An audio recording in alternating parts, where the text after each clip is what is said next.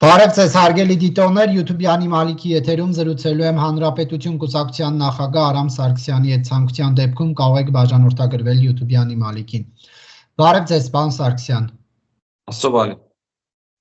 Պարոն Սարգսյան, Անտալիայում տեղի ունեցավ Հայաստանի եւ Ադրբեջանի արտգործնախարարների շփումները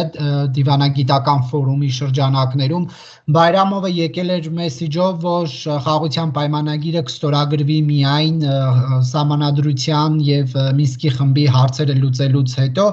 այսինքն ստացվում է, որ ադրբեջանական կողմը անկախ նրանից, որ 17 կետերը համաձայնեցրել են, պատրաստ չէ խաղաղության պայմանագիրը ստորագրելուն, դուք ինչպես եք մեկնաբանում Ալիևյան ռեժիմի այս մոտեցումը։ Ես կարծում եմ, որ եթե անգամ սահմանադրությունը փոխվել այնպես ինչպես Ադրբեջանն է ուզում եւ Մինսկի խումբը լուծարվեր, միևնույն է Ադրբեջանը չէր համաձայնելու։ Իսկ ինչու եմ այդպես կարծում, դա այն պատճառով է, որ Ադրբեջանը իր սեփական փորձից հետևություններ է անում։ 94 թվականին, երբ որ մենք ստորագրեցինք խաղաղության զինադատարի համաձայնագիր Ադրբեջանի հետ, դրանից հետո աշխարհի համար պարզ դարձավ, որ այլևս այդտեղ պատերազմ չի լինի, մենք լրացուցիչ պահանջներ չդրեցինք, բացի զինադատարը ստորագրելը, հետևաբար եթե խաղաղություն է, կարելի է ներդրումներ անել Ադրբեջանում։ Եվ լուրջ ներդրումային հոտ գնաց Ադրբեջան, Ադրբեջանը դուրս վռնդեց Ռուսաստանին, արևմտյան ներդրումները մասնավորապես բրիտանական մտան Ադրբեջան, Ադրբեջանը հարստացավ, վերազինեց իր բանակը եւ 26 տարի հետո կարողացավ Հայաստանի նկատմամբ առավելություն ձեռք բերել, այսինքն ետ բերել կորցրածը, դեռ մի բան էլ ավելի։ Հիմա Ադրբեջանը հասկանում է, որ եթե Հայաստանի հետ խաղաղության համաձայնագիր ստորագրի, անմիջապես դրան կհետևեն Հայաստանում ներդրումները։ Իսկ ներդրումներից եկած գումարները բնականաբար Հայաստանը կծախսի բանակը սպառազինելու, սեփական ժողովրդի բարեկեցությունն ու կրթությունը ու մշակույթը հզորացնելու, որը ձեռնատու չի իրեն, դա էլ իր հերթին կբերի նրան, որ ինչ որ պահի Հայաստանը կգնա ռևանշի։ Հետևաբար ինքն ամեն ինչ անելու է, որ խաղաղության համաձայնագիր չստորագրվի, որտեղ անմիջապես համաձայնագրից հետո Հայաստանում կսպասվեն ներդրումների շատ մեծ հոսք, ինչը ձեռնատու չի Ադրբեջան։ Ես այդ տեսակետն ասել եմ նաև, երբ երասխում կրակեցին մետաղաձուլական գործարանի վրա, խնդիրը ոչ թե էկոլոգիան էր, այլ խնդիրը Հայաստանում ներդրողների աչքը վախեցնելն էր, որ Հայաստան չգաք, ներդրումներ չարեք, որովհետև մենք կարող ենք դրան հարվածել։ Ադրբեջանը այն նման մոտեցումը կամ նման վախը արտաքին ներդրողների առաջ ուզում է պահել, որովհետև եթե մարդիկ հատկված են շատ մեծ ներդրումներ անել Հայաստանում, խոսքը գնում է մի քանի 100 միլիոն դոլարների կամ միլիարդի, այդ դեպքում իրենց խաղաղություն է պետք, իսկ Ադրբեջանը չի ուզում այդ խաղաղությունը տալ, թեկուզ պատերազմ չլինի է, պարտադիր չի, որ խաղաղության փաստաթուղթ ստորագրվի, որ պատերազմ չլինի, կարող է պատերազմ չլիներ, կարող է սահմաններին որոշակի հերմշտոցներ լինեն ու լայնամասշտաբ չլինի, ես միշտ կարծել եմ, որ խնդիրը այդ ուղղությամբ է գնալու, բայց քանի որ խաղաղության համաձայնագիր չկա, լուրջ ներդրողները մտածելու են, արժի ներդնել թե ոչ, թե արժի սպասել մինչև խաղաղության համաձայնագիր լինի։ Հետևաբար Ադրբեջանի մոտեցումը այդ համատեքստում է, ու այդ առումով մենք լուրջ անելիքներ ունենք, եւ մեր անելիքները առաջին հերթին պետք է միտված լինեն Միացյալ Նահանգներին եւ Ֆրանսիային, առաջին հերթին Ֆրանսիային, որտեղ Ֆրանսիան էր, որ անկախ նրանից, որ մենք ՀԱՊԿ անդամ էինք,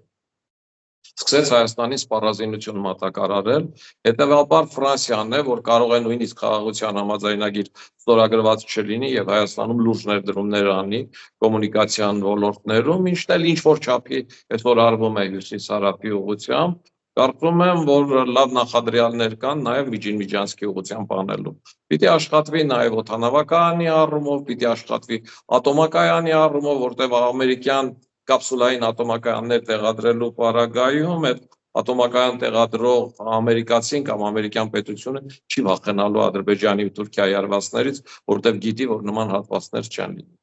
Այսինքն մեր հակազդեցությունը պիտի լինի դրանում, որ մենք հասկանալով, որ Ադրբեջանը չի գնալու խաղաղության փաստաթուղթ ստորագրելու, առանց խաղաղության փաստաթուղթ ունենալու, պիտի քայլեր անենք Հայաստանի տնտեսությունը, արդյունաբերությունը հզորացնելու ուղղությամբ։ Բայց դուք հայկական կողմի հակադարձումները համարում եք արդյունավետ Անտալիայի այդ միջոցառման ժամանակ Միրզոյանի դիրքորոշումը։ Գիտեք, ցանկացած հակադարձում կարելի է դնել քննարկման թեմա դարձնել, ասել գիտեք այստեղը ես այսպես կպատասխանեի, այնպես կպատասխանեի, իրականում խնդիրը հակադարձման մեջ չի, իրականում խնդրի էությունը հասկանալու մեջ է, բնականաբար Միրզոյանը շատ լավ հասկանում է, որ Ադրբեջանը ամեն կերպ խուսափում է խաղաղության համաձայնագիր ստորագրելուց եւ իր պատասխաններում փորձում է լինել այնպիսին, որով ցույց տա, որ ինքը դեստրուկտիվ չի, ինքը նույնիսկ այս պարագայում միտված է կոնստրուկտիվ լինելու եւ աշխարհի համար ընկալելի լինելու եւ միտումների առումով այո կիսում եմ Արարատ Միրզոյանի ներկայացրած հակափաստարկները, այսինքն ավելի ընկալելի եւ ավելի կոնստրուկտիվ լինելու տեսանկյունից։ Բնականաբար կարելի է լինել հայրենասեր շատ կոպիտ պատասխաններ տալ, ինչը ներքին լսարանի ականջների համար շատ հաճելի կլի, բայց հետո ինչ, երբ որ ասում են Հայաստանի իշխանությունները զիջումային քաղաքականություն են վարում, լավ զիջումային քաղաքականություն չեն վարում, ինչ են անում, պահանջում են նորից Լեռնային Ղարաբաղը, ինչ են անում, պատերազմ ենք հայտարարում Ադրբեջանին, այսօր Հայաստանի Հանրապետությունը ունի այն պոտենցիալը, որ պատերազմ հայտարարի Ադրբեջանին ու սահմաններին գոնե պինդ հակահարված տա Ադրբեջանին, որ վերջիններս ոտ չկրակեն։ Եթե ունի ու չի անում, այդ շատ վատ է։ Իմ կարծիքով Հայաստանի իշխանությունները հասկանում են, որ մեզ ուժեղանալ է պետք, իսկ ուժեղանալու համար միանշանակ ժամանակ է մեզ պետք։ Ադրբեջանին հաշվի առեք, որ նավթային ու գազային ռեսուրսների նման արագ վաճառքի պարագայում անգամ 24 տարի պետք եկավ, 26 տարի պետք եկավ, ավելին այդ ընթացքում Ադրբեջանը աշխատեց նաև միջազգային հանրության հետ եւ միջազգային հանրությունից իրեն սատարող բանաձևեր փոխեց եւ դա էր պատճառը, որ Լեռնային Ղարաբաղում 44 օրյա պատերազմի ժամանակ գրեթե կամ ամբողջությամբ մեզ ամբողջությամբ սատարող որևէ ուժ չեղավ։ Որևէ ուժ, ներառյալ մեր բարեկամ Ֆրանսիան, չաստած որ Լեռնային Ղարաբաղը Հայաստանինն է, Հայաստանի տարածք է ու Ադրբեջանի արածը բռնություն է որևէ երկրի սուվերեն տարածքի նկատմամբ։ Այսինքն Ադրբեջանը ՄԱԿ-ով բազմաթիվ այլ կառույցներով քաղաքական հենարանը պատրաստել էր, հետնել իր տնտեսությունը զարգացնելով, զորացրել էր իր բանակը։ Կարծում եմ այս օրինակը մենք էլ պիտի ճիշտ կիրառենք ավելի արդյունավետ, ես համարում եմ, որ մեր ժողովուրդը անհամեմատ ավելի խելացի ու ճկուն է, որ մեզ շատ ավելի կարճ ժամանակ պետք կգա դրա համար, բայց այդ ուղղությամբ նաև Հայաստանի իշխանությունները պետք է ավելի որոշիչ քայլեր անեն, ոչ թե կիսաքայլերը, ինչը այսօր գոյություն ունի, մասնավորապես հապկում դեռ մնալու առումով, ԵԱՏՄ-ում որոշակի խաղեր տալու առումով, որը Հայաստանի տնտեսությունը ոչ միայն չի թողում զարգանա, այլև արտաքին ներդրումների համար խնդիրներ է առաջացնում, քանի որ մենք ընդհանուր մի մաքսային գոտու մեջ ենք, որը Եվրասիական տնտեսական միությունն է եւ եվրոպական մաքսային գոտիները մեր համար փակ են։ Տեսեք, այն դիրքորոշումը, որ Ադրբեջանի սահմանադրության մեջ էլ կա տարածքային պահանջներ Հայաստանից, մեկնաբանվում է այնպես, որ բա եթե այդ խնդիրը կար, ինչու եք մինչև հիմա լռում։ Արդյոք սա մեր ձեռքին հզոր զենք է, թե ոչ։ Ես այն կարծիքին եմ, որ եթե խնդիրները գնում են հակադարձ մեղադրանքների տարբերակով, ապա այդ ճանապարհը չի տանում խաղաղության։ Ես նորից կրկնում եմ, որ Հայաստանում լուրջ ներդրումներ բերելու համար, երկիրն ու բանակը զորացնելու համար խաղաղություն է պետք։ Եվ ես կարծում եմ, որ այն մոտեցումները, որ իշխանությունը ներկայացրել է մինչ այսօր ասելով, որ այո, Ադրբեջանն էլ ունի տարածքային պահանջներ Հայաստանի նկատմամբ, բայց մենք այդ չենք բարձրաձայնում, որովհետև դա տանում է ոչ միայն չի տանում խնդրի լուծման, դա տանում է նոր հակադրության, իսկ դրանք մի կողմ թողնելով գնալ խնդրի լուծմանը, խաղաղության համաձայնագրի ստորագրմանը, քայլ առ քայլ վստահության մթնոլորտի ձևավորմանը, որից հետո այդ խնդիրներին անդրադառնալը մշակութային եւ մշակութային ունեցվածքի եւ այլն, այս առումով խնդիրներն ավելի ջուրին կդարձնեն ու գիտեք ինչ աշխարհի համար էլ դա ավելի ընկալելի եւ կոնստրուկտիվ է թվում։ Ես կարող եմ իմ օրինակով ասել, որ բազմաթիվ հանդիպումներում, լինի դա Բրյուսելում, դրսում, թե այստեղ, այն ինչ որ ես ձեզ ասացի, այդ նախադասությունը բոլոր եվրոպական հայկական ուղղվածություն ունեցող քաղաքական գործիչները կամ սենատորները կամ եվրոպական միության անդամ պետությունների ներկայացուցիչները, ովքեր տարածաշրջանով հետաքրքրվել են, իրենք կրկնում են։ Այսինքն Հայաստանի նման մոտեցումը համարվում է կոնստրուկտիվ, որ ոչ թե միմյանց փոխադարձ մեղադրանքներ ներկայացնել, այլ փորձել այսօրվա խնդիրը լուծել, քայլ առ քայլ վստահության մթնոլորտ ստեղծելով հետագայում կամ նախկինում եղած իրար հանդեպ ունեցած կասկածները հարթելու կամ հաղթահարելու համար։ Մենք խաղաղության պայմանագրի նախագծում ունենք կետ, որ կողմերը չեն կարող իրենց ներքին օրենսդրությանը հղում անել եւ չկատարել պայմանագրի կետերը։ Ինչու այս կետը չի աշխատում այս դեպքում, որ Ադրբեջանը սահմանադրությանն է միշտ հղում անում։ Այսինքն սա, եթե ստորագրվի էլ թույլ հիմքեր ունեցող փաստաթուղթ է լինելու։ Ասեմ, որ Հայաստանի Հանրապետության վարչապետը ցանկացած առիթով չի ալարվում եւ ձեր նշած կետը հիշեցնում է։ Ինչու է դա անում? Դա անում է նաեւ Արարատ Միրզյանը, անում են այն պատճառով, որ աշխարհին ցույց տան, որ մենք սահմանադրության հետ կապված որևէ խնդիր չունենք, մենք անգամ մեր սահմանադրական հանձնաժողովով խնդիրը տարել ենք, սահմանազատման խնդիրը տարել ենք սահմանադրական դատարան եւ սահմանադրական դատարանը որոշում է կայացրել, որ այո, սահմանադրությունը պիտի արվի Ալմատի հռչակագրով, այսինքն նախկին սովետական միության սահմաններով, իսկ նախկին սովետական միության սահմանների մեջ Լեռնային Ղարաբաղը Հայաստանի կազմում չէր։ Այսինքն Հայաստանը փորձում է ցույց տալ, որ ինքը այդ առումով անգամ իր սահմանադրական դատարանին է դիմել, որը դրական որոշում է կայացրել, եւ ինքը այդ առումով ոչ միայն որևէ պահանջ չունի, ինքը չի էլ կարող նման պահանջ դնել, որտեղ ունի սահմանադրական դատարանի որոշում։ Հետևաբար մենք ոչ թե քաղաքականություն ենք վարում, մենք անկեղծ ենք Ադրբեջանի հետ ու այդ խնդիրը չկա։ Ու ինչու չեն ալարում անդադ կրկնում են, որ աշխարհին ցույց տան, որ իրենք կոնստրուկտիվ են, եւ ես համոզված եմ, որ աշխարհում չկա երկիր բացառությամբ երևի Պակիստանից, որ դրանում կասկածի։ Ես կարծում եմ նույնիսկ Թուրքիան էլ է համոզված, որ հայերը նման մտադրություն չունեն, ուղղակի Թուրքիան Ադրբեջանին պարտավոր է աջակցել ու սպասարկել, հակառակ պարագայում Ադրբեջանին կտանի Ռուսաստանը եւ այդ համատեքստում փորձում են ինչ-որ կերպ բալանսավորել իրենց քաղաքականությունը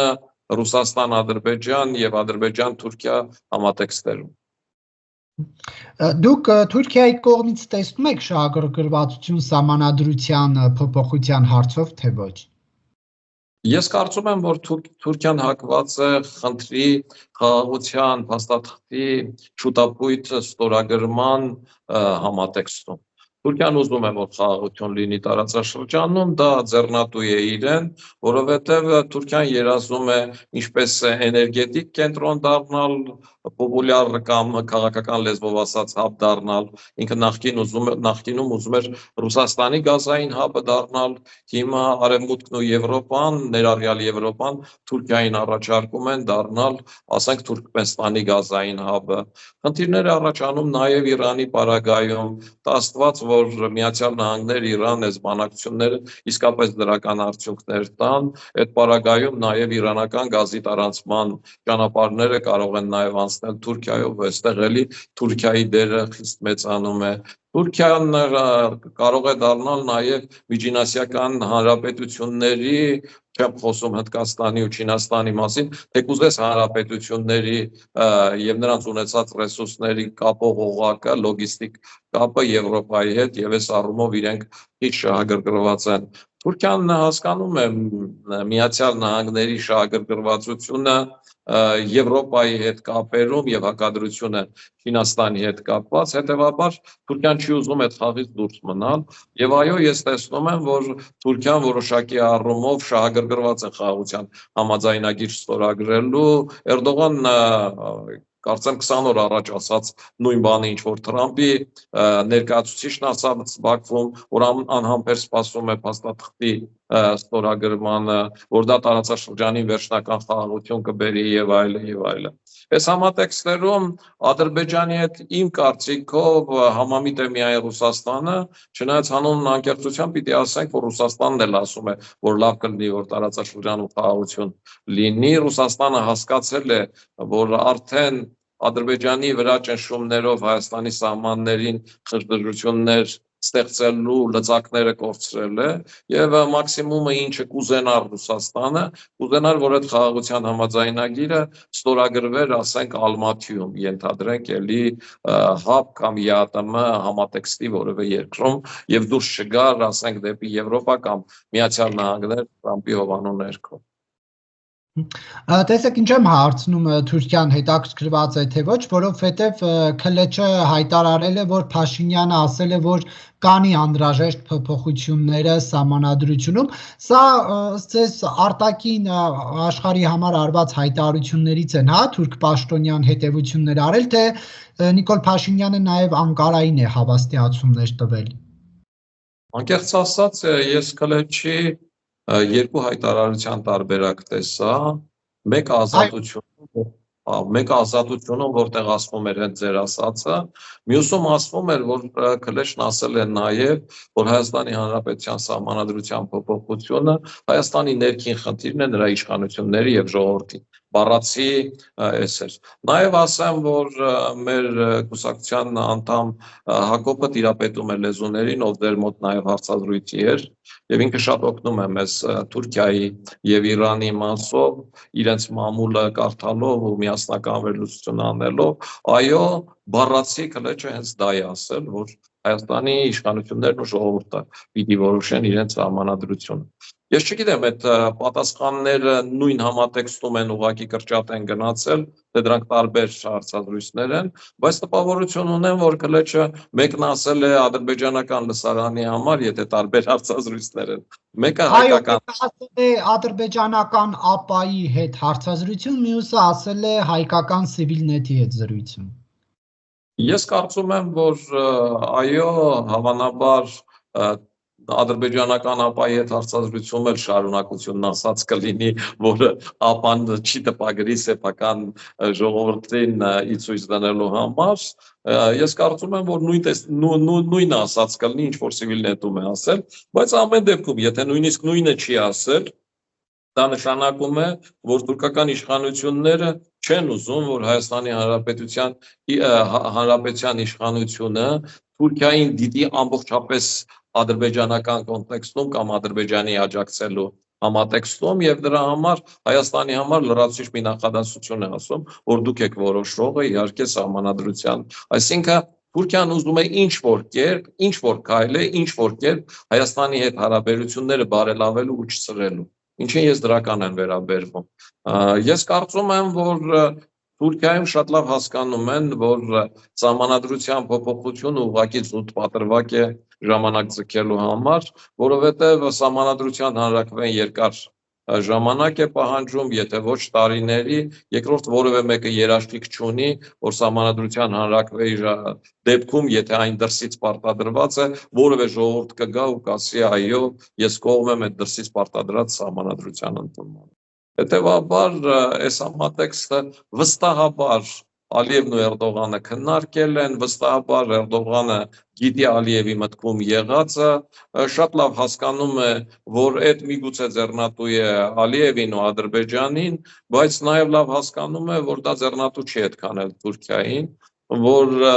Թուրքիային ձեռնատու է տարածաշրջանում իր ազդեցությունը մեծացնել, իսկ տարածաշրջանում իր ազդեցությունը կմեծանա, եթե խաղաղություն լինի ու կոմունիկացիաներն անցնեն Թուրքիայով։ Իսկ եթե խաղաղություն չկա, ներդրումներ չկան, կոմունիկացիաները չեն կարող անցնել։ Այսօր Թուրքիայում երեկվա այդ աշխարհաքաղաքական, այսպես ասեմ, մեծ նշանակության միջոցառման պարագայում անգամ Թուրքիայի բոլոր թերթերը գրում են ոսկու թանկացման մասին։ Թուրքական ամբողջ մամուլը ոսկու թանկացման մասին է։ Լիրան էլ ինչ-որ չափով 0.44% էլի թանկացել է, այսինքն Թուրքիան ներդրումների շատ ավելի մեծ պահանջարկ ունի, քան այսօր ունի Հայաստանը։ Ադրբեջանը չունի այդ ներդրումների պահանջարկը, ինքը դարձել է փակ ինքնաբավ երկիր, Ռուսաստանի հետ սև առևտրով տարածաշրջանում իր ունեցած աշխարհագրական դիրքով սև կամ սպիտակ լոգիստիկ ուղիների հնարավորությամբ, իսկ Թուրքիան 90 միլիոնանոց, 86 միլիոնանոց երկիր է, բազմաթիվ պրոբլեմներով, Սիրիայի հետ կապված խնդիրներով, Իրանի սահմանի հետ կապված խնդիրներով, 1 միլիոնանոց բանակով Թուրքիան մեծ ծախսեր անելու խնդիրներ ունի, իսկ հոսքերը չեն բավարարում, հետևաբար Թուրքիային պետք են ներդրումներ, իսկ այդ ներդրումները ամնում են եւ ԵՄ-ում։ Հարուստ երկրները, որոնք կարող են ներդրումներ անել, դա Միացյալ Նահանգներն է եւ Եվրամիությունը, եւ ինքը պիտի համակերպվի Միացյալ Նահանգների եւ Եվրամիության առաջադրած պահանջներին, ոչ թե Իլհամ Ալիևի առաջադրած պահանջներին։ Ես կարծում եմ, որ Թուրքիան բավարար ճնշում կիրառում է Ադրբեջանի վրա խաղաղության համաձայնագիր ստորագրելու առումով։ Ես չեմ բացառի, որ ինչ որ պահի, անկախ նրանից Հայաստանը սահմանադրության կամ ԵԱՀԿ Մինսկի խմբով ինչ որ բան արել է թե չէ, Ադրբեջանը գա ու համաձայնի Հայաստանի հետ խաղաղության փաստաթուղթ ստորագրելու, որտեղ Ադրբեջանին էլ կարող են տնտեսական առաջարկներ արվել, որից Իլհամ Ալիևը չի հրաժարվում։ Տեսեք, երբ Հայաստանի արտգործնախարարն ասում է, որ խաղաղության պայմանագրից 10 րոպե հետո կարող ենք ձեռնարկել Մինսկի խմբի լուծարման գործընթաց, սա դուք ինչպես եք մեկնաբանում, նախ այն առումով, որ դա պետք է 50 քանի երկիր իր համաձայնությունը տա, կոնսենսուսով պետք է լինի, եւ Հայաստանը ինչու է նման պարտավորություն ստանձնում։ Ես միշտ դեմ եմ եղել դրան եւ համարում եմ սխալ Հայաստանի այդ մոտեցումը։ Ես համարում եմ, որ մարտավարական առումով Հայաստանը կարող էր այդ մոտեցումից հրաժարվել, այդ մոտեցումը ամբողջությամբ թողնելով Ադրբեջանի դաշտում, առավել եւս, որ Մինսկի խմբի գոյությունը ձեռնատու է Հայաստանին։ Անկախ նրանից խումբը գործում է, չի գործում, Մինսկի խմբի գոյությունը ձեռնատու է Միացյալ Նահանգներին եւ Եվրոպային, Մինսկի խմբից առաջինը հեռացել է Ռուսաստանը, ձեռնատու չի Ռուսաստանին ու Ադրբեջանին։ Այն ինչ որ ձեռնատու է Եվրոպային ու Միացյալ Նահանգներին, դա ձեռնատու է Հայաստանին։ Եվ Հայաստանի հրաժարումը Մինսկի խմբից ես համարում եմ կոպիտ սխալ։ Մարտավարական առումով էլ ասել եմ, որ Հայաստանը հստակ կարող էր ասել, որ Մինսկի խումբը ձևավորվել է Լեռնային Ղարաբաղ ինքնավար մարզի եւ Ադրբեջանի Հանրապետության միջև տեղի ունեցած ինքնորոշման իրավունքի բանավեճի արդյունքում եւ Մինսկի խմբի լուծարման խնդիրը Ադրբեջանի ներքին խնդիրն է։ Ադրբեջանն ուզում է, թող ինքն էլ դիմի լուծարի։ Դա Հայաստանի հետ որևէ կապ չունեցող խնդիր է։ Բայց Հայաստանը պատրաստակամ է մտնել։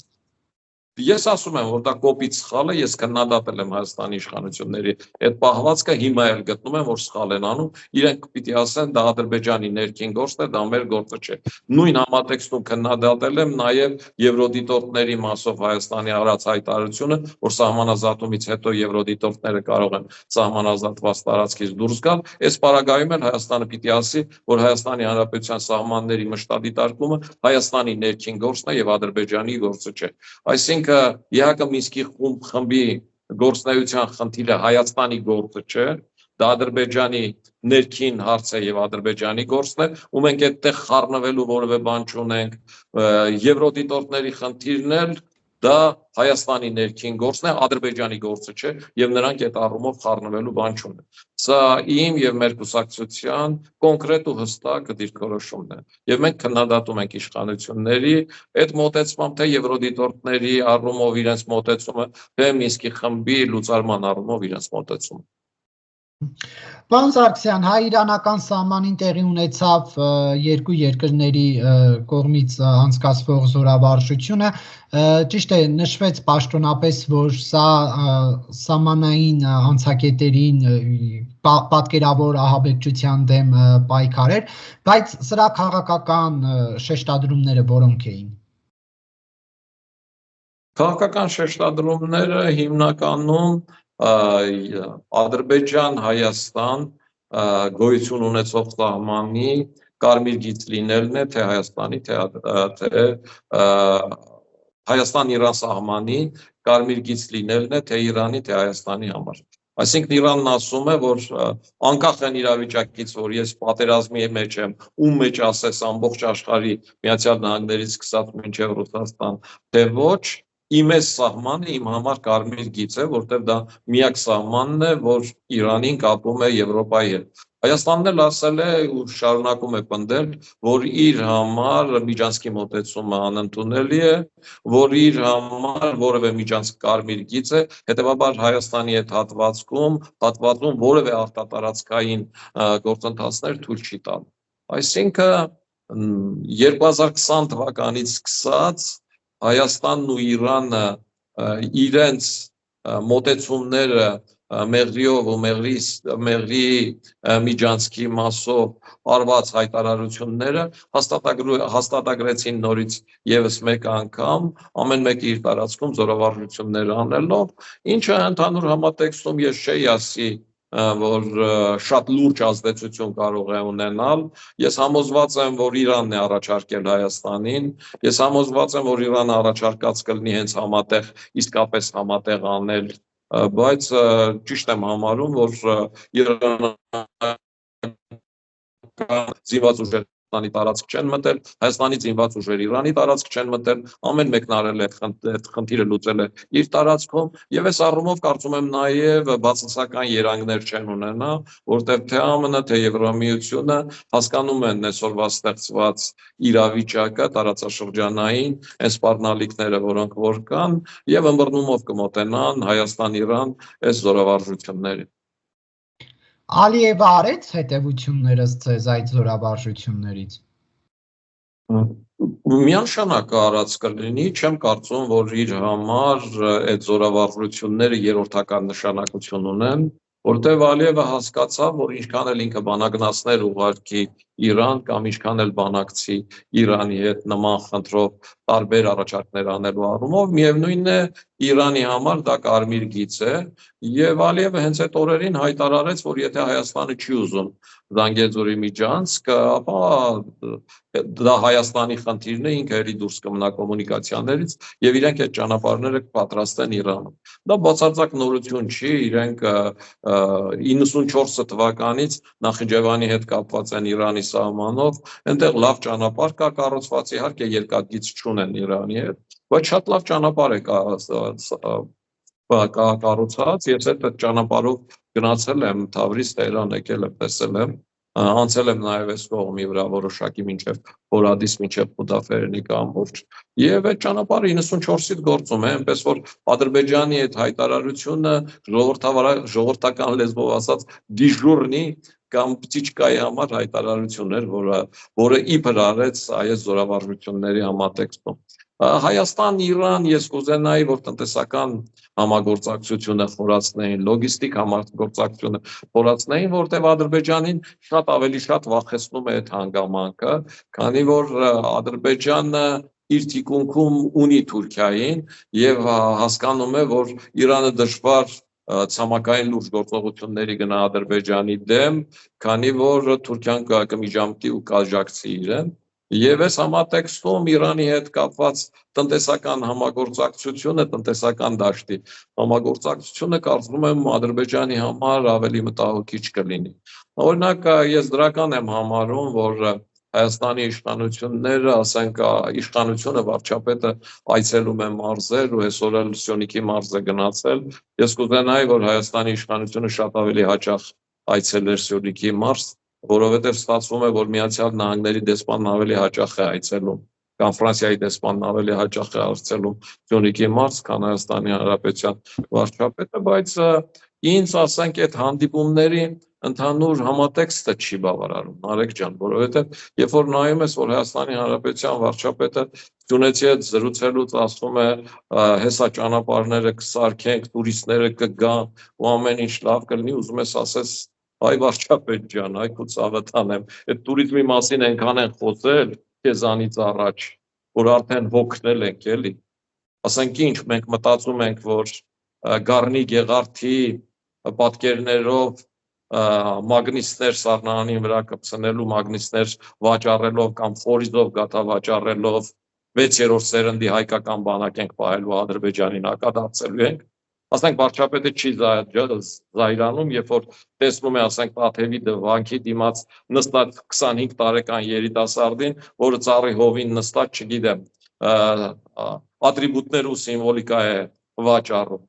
Տուրիզմը տանում է ծուլության, Հայաստանի հնարավորությունները տուրիզմի մեջ չեն, մենք ծով չունենք, մենք Իտալիա չենք, Հայաստանը պիտի տնտեսություն զարգացնի, արդյունաբերություն զարգացնի, Հայաստանի Հանրապետության վարչապետը ճիշտ կաներ, իջներ, ասենք, Քաջարանի պոչահանք, ու հարցներ այս պոչահանքում ինչ կա, ու այնտեղ իրենք կբացատրեին, որ այդ պոչահանքում այն հազվագյուտ մետաղները ինչի պահանջարկ է այսօր ունի Միացյալ Նահանգները, այդ հազվագյուտ մետաղներից տարի ու տարի կեսվա պաշար հենց հիմա այդ պոչահանքերում կա։ Այ գնար հարցներ, ինչ կա այս պոչահանքերում։ Իրենք կբացատրեին, որ այդ հազվագյուտ մետաղները, բազմամետաղները այս պոչահանքերում տարիներով կուտակվել են, ու այս պոչահանքերը լուրջ էկոլոգիական ռիսկ են պարունակում իրենց մեջ, որ այդ պոչահանքերը մշակել ու վերամշակել է պետք։ Այս բաներով է, որ պիտի Հայաստանի Հանրապետության իշխանությունը զբաղվի։ Հայաստանի Հանրապետության բնակչության 52%-ը, 58% ընտրություններին չի մասնակցում։ Գիտեք ինչի չի մասնակցում։ Որովհետև աշխատանքի չի ընդունվել ոչ իշխանությունների մոտ, որոնք աշխատատեղեր ունեն, քաղաքապետարաններ, գյուղապետարաններ եւ այլն եւ այլն։ Եվ աշխատանքի չի ընդունվել նաեւ նախկինների մոտ, որոնք աշխատանքի տեղեր միայն նախկիններն ունեն։ Նորերը չունեն աշխատանքի տեղեր, դեռ այդքան չեն հարստացել, որ սեփական գործարանները ստեղծեն։ Նախկիններն էլ այն ժամանակ իրանց գործարանները ստեղծել են, այսօր աշխատատեղ մենակ իրանք ունեն։ Իրանք էլ աշխատանքի ընդունում են ծամնոտ, մոտիկ, բարեկամի, իրենց լայքողի, իրենց քվեարկողի։ Իսկ այդ 52%-ը որևէ տեղ աշխատելու հնարավորություն չունի, ինչ անում։ Գնում է արտագնա աշխատանքի, բողոքում է գյուղում ջուր չլինելուց։ Ու այս կարգի բաներ։ Ու եթե Հայաստանի Հանրապետության իշխանությունները սրանից հետևություն չեն անելու, հետևաբար իրենք 2026-ին իզուր գնում են։ Մեր ժողովրդին էլ պիտի ասեմ հետևյալը, սիրելի ժողովուրդ, կա երրորդ ուղի, չնայած տանել չեմ կարողանում այդ երրորդ ուժ կամ երրորդ ուղի ասածը։ Մենք Գյումրիում փորձեցինք միավորվել ու դες առաջարկել, որ եկեք քվեարկեք ոչ նախկինների, ոչ ներկաների օգտին։ Որ այն մարդիկ, ովքեր աշխատանք չունեն, դուք կարող եք մեր պարագայում աշխատանք ունենալ։ Որովհետև մենք ոչ թե տուրիզմ ենք ձեզ առաջարկելու, Գառնի Գեղարդի պատկերով մագնիս վաճառել կամ խորիզով հաց վաճառել, այլ մենք գործարաններ ենք բացելու։ Ճիշտ է, էկոլոգները մեզանից բողոքելու են։ Բայց մենք արդյունաբերական հիմնարկ ձեռնարկություններ ենք բացելու, որտեղ այդ երիտասարդը մագնիս վաճառող, որ ամսական 200,000 դրամ է աշխատում, ստանա 1 միլիոն դրամ աշխատավարձ, որից 200,000 դրամը տա պետությանը հարկ։ Ու իր կնոջն էլ թանկանոց պայուսյա կառնի։ Այ մենք էս ենք առաջարկում։ Կգաք մեզ քվե կտակ։ Կգաք կտակ։ Թե էլի կգնաք նախկինների ու ներկայի համատեքստում, թե չեք մասնակցի, կթողեք նախկինների ու ներկաների աշխատողները իրենց աշխատատեղերի համար երկուսի մեջ կվետան։ Այս արդեն ձեր որոշելուն։ Լրիվ ձեր որոշելունն է։ Մենք առաջարկում։ Քան որ եկաք ներքաղաքական թեմաներին, հետո էլի կվերադառնանք արտաքինին։ Գյումրիում ի վերջո ինչ տեղի ունեցավ, ով հաղթեց, պարզ է, որ հնարավոր է քաղաքապետ մի քանի օրից դառնա կոմունիստական կուսակցությամբ առաջադրված Վարդան Ղուկասյանը։ Հաղթեց 20-րդ դարում մնացած Գյումրիի քաղաքացի, ով համարեց, որ սրանից 8-9 տարի առաջ կամ 10-15 տարի առաջ, երբ Վարդան Ղուկասյանն էր Գյումրիի քաղաքապետը, իր համար ավելի լավ էր, ինքը ուզում է այդ համատեքստում մնալ, հաղթեց այդ քաղաքացի, որ գնաց իր քվեն տվեց Վարդան Ղուկասյանին, այսինքն ինքը համարեց, որ նախկինում ավելի լավ էր, մինչև հեղափոխությունը ավելի լավ էր, քան հեղափոխությունից հետո։ Հաղթեց այն քաղաքացին, ով համարում է, որ Հայաստանի ապագան ու Հայաստանի անվտանգության ապահովությունը Ռուսաստանի մեջ է։ Անգամ այսքան բանից հետո, երբ Լեռնային Ղարաբաղում իրենցից լեզվով ասած, հողի վրա անընդհատ կրկնում էին այդ հողի վրա բառը, հողի վրա ռուսներն են, ու նրանք կպաշտպանեն Լեռնային Ղարաբաղի բնակչությանը, բայց նրանք Ադրբեջանի վայրագությունների համատեքստում ծառերի տակ թաքնված հնարավորություն ստեղծեցին, որ Ադրբեջանը բռնի տեղով 120,000 մարդու արտաքսի իր հայրենիքից, նրանք որ կանգնած թույլ տվեցին, որ 30-40 էկալոկ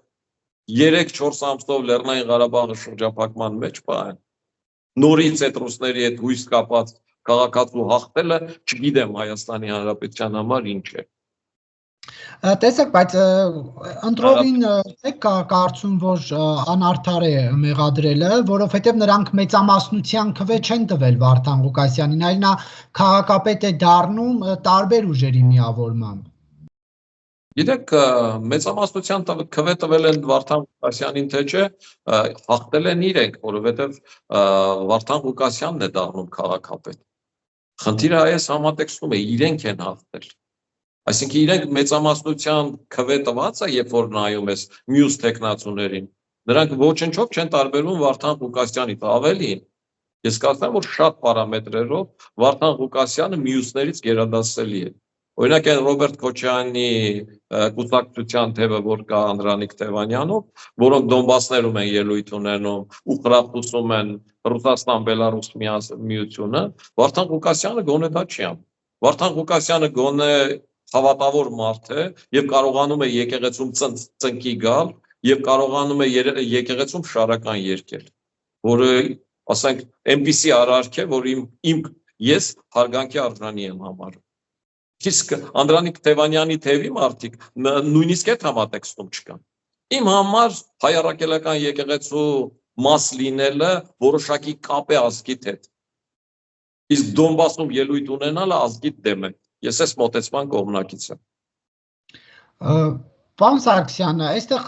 ինչքանով է ազդեցությունն եղել Քոչարյանի, Սերժ Սարգսյանի, որ Գյումրիում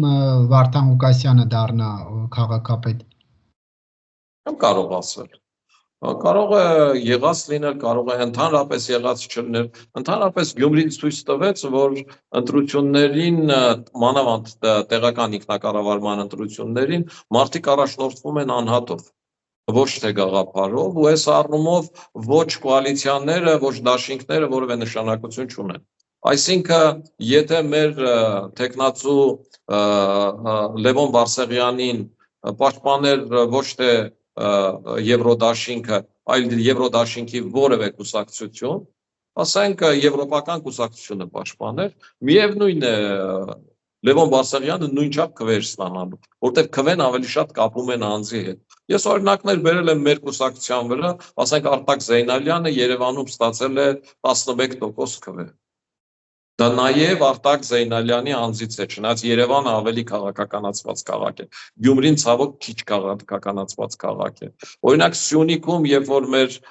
Բագրատ Զաքարյանը ստացել է 49% քվե, դա չի նշանակում, որ Սյունիքի բնակչությունը 49%-ով եվրոպական արժեքներ է կիսում։ Ավելին, Թումանյանում մենք ստացել ենք Թումանյան համայնքում, ստացել ենք 51% քվե։ Սուրեն Թումանյանի անձի հետ կապված։ Ու Սուրեն Թումանյանը որ կուսակցությամբ էլ առաջադրվեր, վաղը եթե Սուրեն Թումանյանը կոմունիստներով առաջադրվի, էլի այդ քվեն ստանալու է։ Այսինքն տեղերում մարդիկ կոնկրետ անձով նրա հանդեպ ունեցած վերաբերմունքով, նրա պահվածքով են բնորոշում իրենց քվեարկությունը։ Գյումրիում ուղղորդվել են նաև աշխատատեղերով։ Գյումրին քաղաք է, մշակելու հողեր չունի եւ մարդիկ աշխատանք են ուզում։ Ցավոք սոցիալական ընդհանուր մակարդակը Հայաստանում բարձրերից չի եւ աշխատանք ունենալու խնդիրը բազմաթիվ եղած խնդիրների մեջ անվտանգության խնդրից հետո համար առաջին խնդիրն է։ Վարդան Ղուկասյանն ունի աշխատատեղեր, գնում Վարդան Ղուկասյանին են քվետալի, Մարտունն ունի աշխատատեղեր, գնում են Մարտունին են քվետալի, այսինքն գնում են աշխատատեղերի սկզբունքով։ Մեր քվեն Լևոն Բարսեղյանինը բացարձակ գաղափարական է։ Ավելին Լևոն Բարսեղյանն ասում է, որ ինքը իր եղբորը անգամ իր ասպարեզ ակունգում աշխատանքի չի ընդունել։ Հետևաբար Լևոն Բարսեղյանին քվետվողը հույս չունի, որ Լևոն Բարսեղյանը լինի, ինքը գնալու է աշխատանք ստանա, որտեղ Լևոն Բարսեղյանին աջակցել է։ Այս համատեքստը հակադրություն է բերում։ Պարոն Բարսեղյան, ներողություն, պարոն Սարգսյան, բայց երբ որ այդ կոալիցիան միավորվելու հարց կար, հա, հաշվի առնելով, որ կեսը Քոչարյանական թևից էին, կեսը Սերժ Սարգսյանական թևից էին, այս տարաձայնությունների ֆոնին ինչպես հնարավոր եղավ այս միավորումը։ Ես կարծում եմ, որ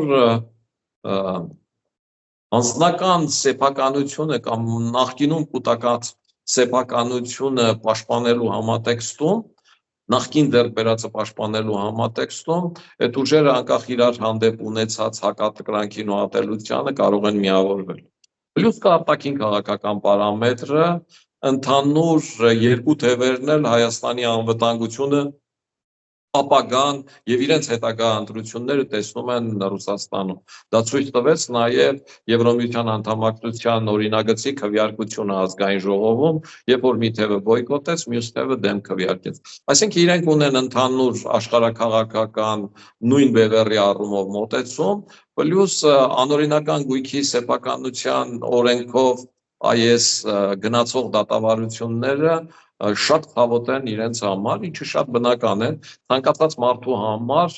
ցավոտ է, երբ տանից գալիս են իր հեռուստացույցը կամ ավտոմեքենան վերցնում տանում է հարկադիր կատարածողը, ասում է սա անօրինական է, իրենք մի տարբերակ ունեն դրանից ազատվելու, եղած կուտակածը չկորցնելու եւ այդ տարբերակը միասնական գործող իշխանության դեմ հանդես գալն է։ Ու մեզ էլ մեղադրում են, որ մենք իբր պաշտպանում են գործող իշխանությանը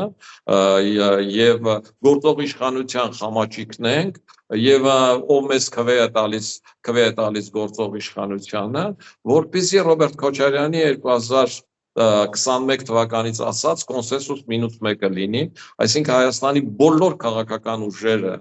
դեմ լինեն գործող իշխանությանը, իսկ այդ դեմ եղած ուժերի մեջ ամենադեմն ով է Ռոբերտ Քոչարյանն ու Սերժ Սարգսյանը, նրանցից ավել դեմ լինելը գործող իշխանությանը Հայաստանի Հանրապետության պարագայում անհնարին է։ Ես տեսնում եմ որոշ քաղաքական գործիչներ, որոնք իրենց ճղում են ավելի դեմ լինելու առումով, բայց այդ հնարավորությունը իրենք չունեն։ Ինչ են անեն, միևնույն է, Ռոբերտ Քոչարյանն ու Սերժ Սարգսյանը ամենադեմն են գործող իշխանությանը։ Մենք նույնպես մեր ընտրությունը անում ենք քաղաքական համատեքստում եւ Երևան քաղաքում, ասենք, երբ որ պիտի ընտրություն կատարվեր լրիվ ռուսական թևի մեջ Ռոբերտ Քոչարյանական այդ թևի եւ այլնի, որոնք ասում էին այ Երևանում իշխանությունը վերցնելուց հետո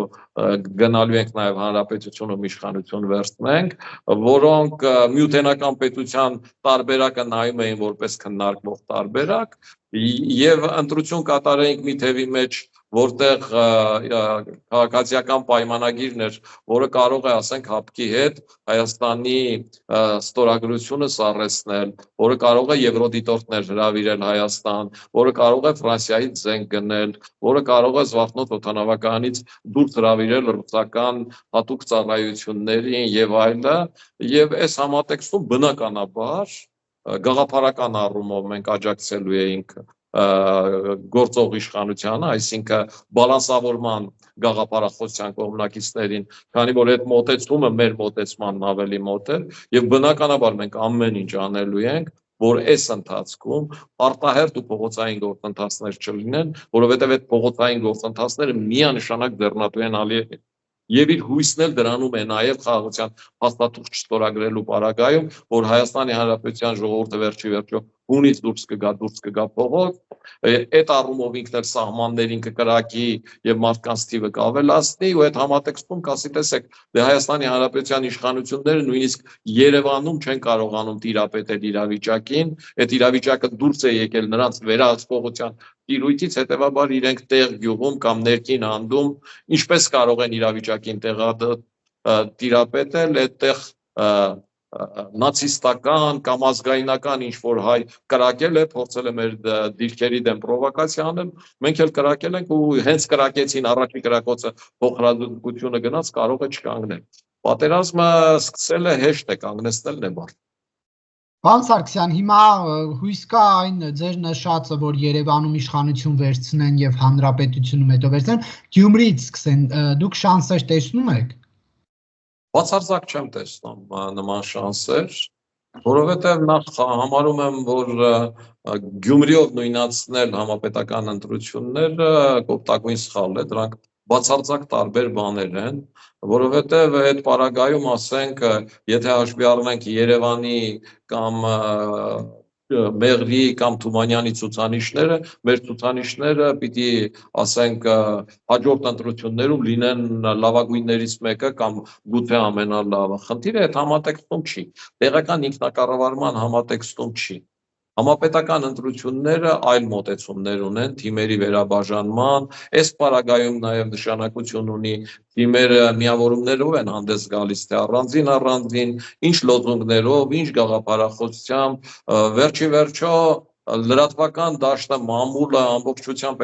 էլեկտրականացվում է ու լցվում է քաղաքական խոսույթով, ու այս համատեքստում ես նորից եմ կրկնում, որ մեր կուսակցության հիմնական ուղղվածությունը լինելու է ընտրություններին չմասնակցող այն 52%-ին ընտրատեղամերձ բերելը, որտեղ մեր իրական քվեն ու մեր հաղթելու հնարավորություն ունենալու քվեն այդ ընտրության չմասնակցողների մեջ է, որոնք աշխատանք չունեն, որովհետև եթե աշխատանք ունենային, իրենք կամ այս թիմից կամ այն թիմից կլինեին, իրենք աշխատանք չունեն եւ իրենք պիտի մեզնով տեսնեն ընտրություններում իրենց կյանքը ավելի ակտիվ դարձնելու, իրենց կյանքը ու բարեկեցությունը բարելավելու, նաեւ ընտրություններում գերկարևոր նշանակություն ունի անվտանգությունը։ Այդ տեղական ինքնակառավարման համակարգերում անվտանգային մոտեցումները էական նշանակություն չունեն կամ գրեթե նշանակություն չունեն։ Իսկ համապետական ընտրություններում համար մեկ խնդիրը անվտանգության ապահովումն է։ Այս առումով գործող իշխանությունը առավելություն ունի ասել։ Եվ այս առումով է, որ նախկինները շանս չունեն Գյումրիում եղածը այստեղ կրկնելու, որովհետև այն բազան ինչ ունի նախկին իշխանությունը անվտանգության առումով դրական է թե բացասական է, դա ուրիշ խնդիր։ Այսինքն ես շփվում եմ սահմանին կանգնած մարդկանց հետ, ես շփվում եմ ազատամարտիկների հետ, շփվում եմ երկրապահական ջոկատների հետ, որոնք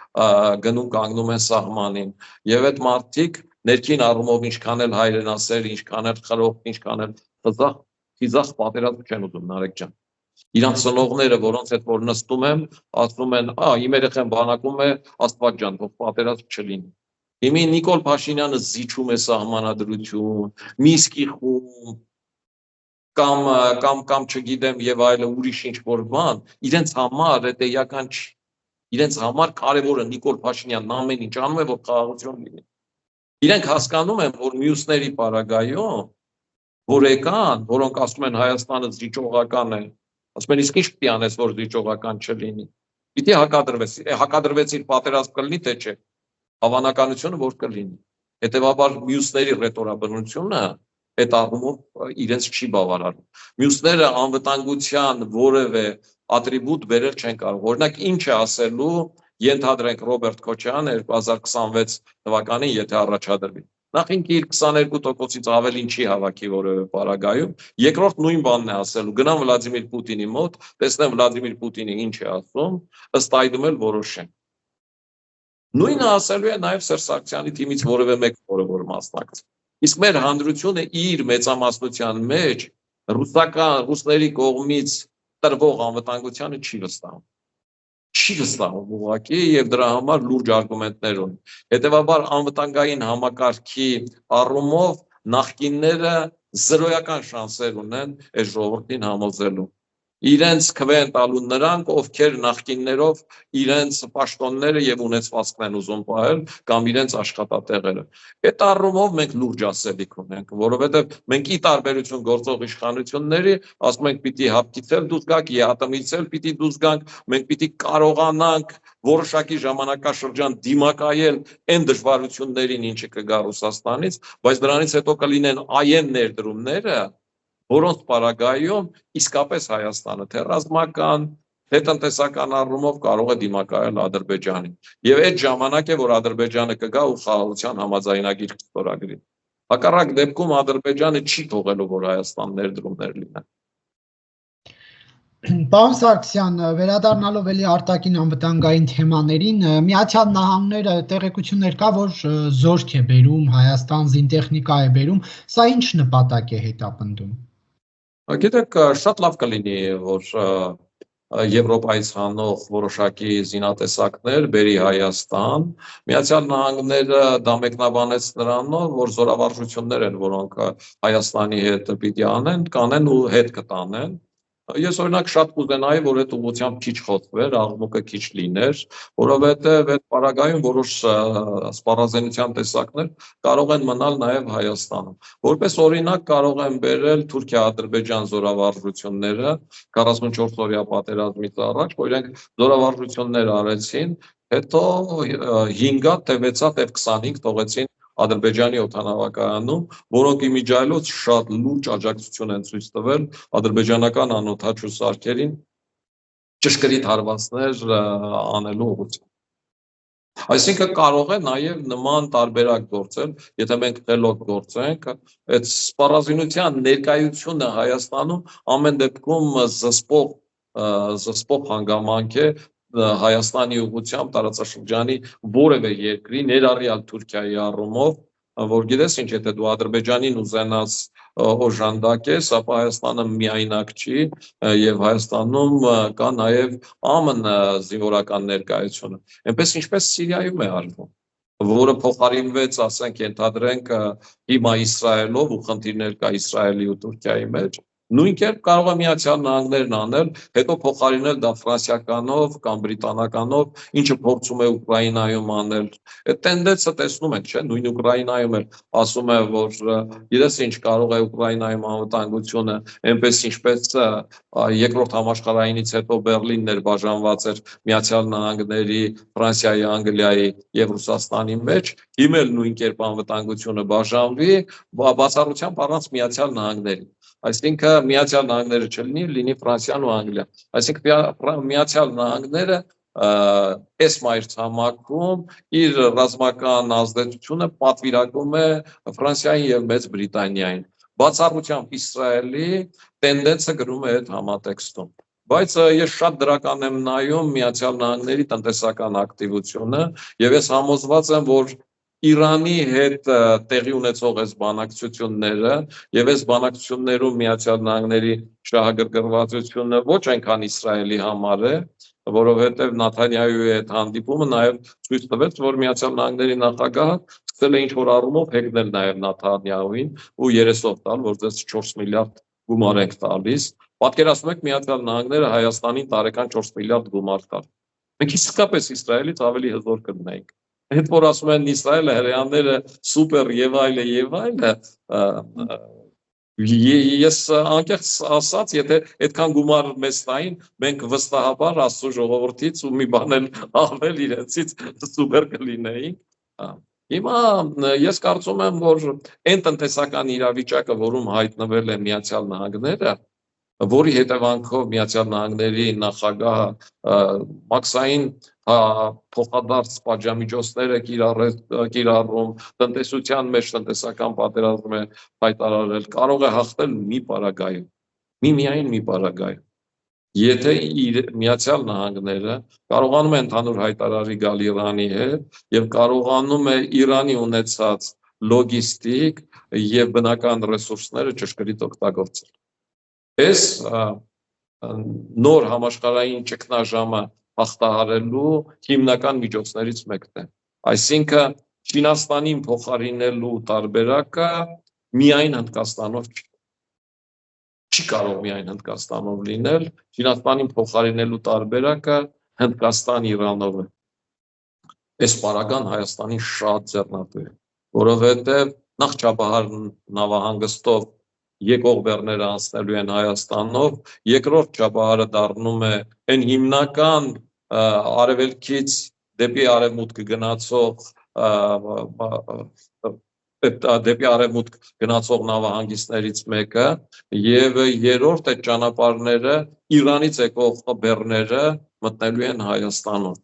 Այս գեր կարևոր խնդիր է եւ տա Աստված այս խնդիրը լուծվի։ Եթե այս խնդիրը լուծվի, այս այն պարագան է, որ հիշում եմ մի 10-15 տարի առաջ խաղ կար Երևանում, անունը բինգո էր թե ինչ, այդ բինգոից կդառնա Հայաստանի համար ու այստեղ մեր առավելությունները այնքան կբարձրանան, որ մեր հարևանները կձգտեն մեր հետ բարեկամություն անել, ոչ միայն խաղաղության համաձայնագիր չստորագրեն, այլ կձգտեն մեր հետ բարեկամություն անել, որտեղ այդ պարագայում մեր աշխարհագրական դիրքը կդառնա շատ ավելի ձեռնատու, քան Ադրբեջանինը։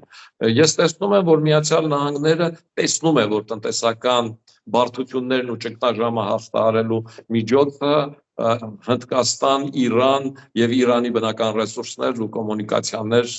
մի մեթոդն է եւ փորձում է շարժվել այս ուղղությամբ։ Մնում է, որ իրանական իշխանությունները հաշվի առնելով են, որ իրենք իրենց հիմնական ռեսուրսները վաճառում են Չինաստանին ու այդ շուկայից կտրվելը ու նոր շուկա մտնելը իրենց համար նոր հնարավորություն է, այս հաշվարկեն ու գնան ընդառաջ։ Եթե իրենք այս ճիշտ հաշվարկեն, վտանգներ չտեսնեն նաև ժողովրդավարության տարածման առումով, փորձեն որոշակի բարեփոխումների գնալ, շատ հավանական եմ համարում Միացյալ Նահանգներ Իրան սերտեցումը։ Բայց նույնիսկ այսօրվա տեղի ունեցածը, որ իրենք կարողացան բանակցել, որ դեմ էին, միջնորդով էր, թե ինչ էր, բայց Միացյալ Նահանգները համաձայնեց նաև միջնորդով բանակցությանը, շատ դրական եմ համարում, ավելին այն մարդիկ, ովքեր ասում էին, որ հեսա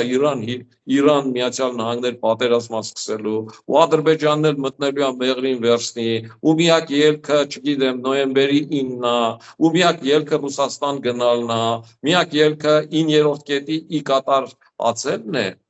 այս մարդիկ հիմա ինչ են ասում։ Հիմա իրենք տխուր են, որ Իրան-Հայաստան բանակցությունները տեղի ունեցավ, որ Իրան-Հայաստան համագործակցություն կարող է տեղի ունենալ, որ ապրիլ ամսին այդ պատերազմը չեղավ։ Հիմա իրենց ասած վախերով գնացած լինեինք ու այդ 9-րդ կետին համաձայնած լինեինք ու իրենք կասեին, հա, հեսա ինչ ճիշտ բան արեցինք։ Այսինքն մենակ այն, որ այդ հանդիպումը տեղի ունեցավ, այդ մեր ժողովրդի համար շատ դրական է։ Մենակ այն, որ այս ապրիլ ամսին, որ այդքան գուժում էին, որ պատերազմ է լինելու, պատերազմ չեղավ, այդ արդեն շատ դրական է։ Այսինքն աշխարհակաղակական զարգացումները այնպես չի, որ բարենպաստ չեն Հայաստանի համար, ճիշտ կլինի, որ Հայաստանի իշխանությունները հիմնական շեշտը դնեն արևմուտքի ուղղությամբ, իսկ գերկարևոր համարեն Հայաստանի Հանրապետություն ներդրումներ բերելը, տնտեսական արդյունաբերական պոտենցիալը զարգացնելը։ Շնորհակալություն, պարոն Սարգսյան, հարցազրույցի համար։ Ես եմ շնորհակալ, Նարեկ ջան։